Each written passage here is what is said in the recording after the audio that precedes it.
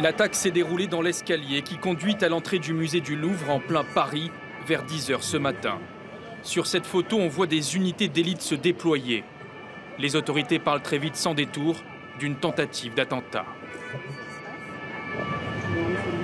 Un attaquant qui était armé d'une machette au moins, peut-être d'une deuxième arme, qui avait des sacs à dos, s'est précipité, s'est engagé auprès des policiers et des militaires qui étaient en sécurisation en proférant des menaces, notamment à l'Akbar. La patrouille a d'abord essayé de maîtriser l'individu et n'y parvenant pas et un des soldats étant blessé, un soldat a effectivement ouvert le feu pour neutraliser l'agresseur. 5 balles sont tirées sur l'assaillant par l'un des militaires de la patrouille Sentinelle, dont une au ventre qui le blesse grièvement.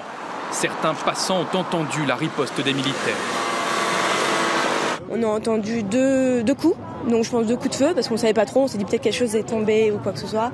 Et en fait, juste après, il y a eu 4-5 coups. Et donc là, on a entendu tout le monde crier, courir.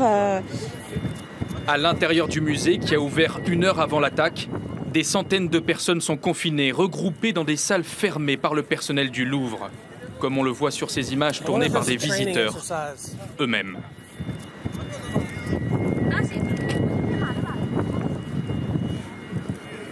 On est resté 1h30, on a demandé un peu bloqué à côté du château de Charles V. On voyait rien, nous, on n'avait pas le droit de se mettre vers les vitres, on n'avait pas le droit de s'approcher des fenêtres, on devait rester au milieu de la salle, donc on ne pouvait rien voir du tout. Il n'y a absolument pas eu de panique.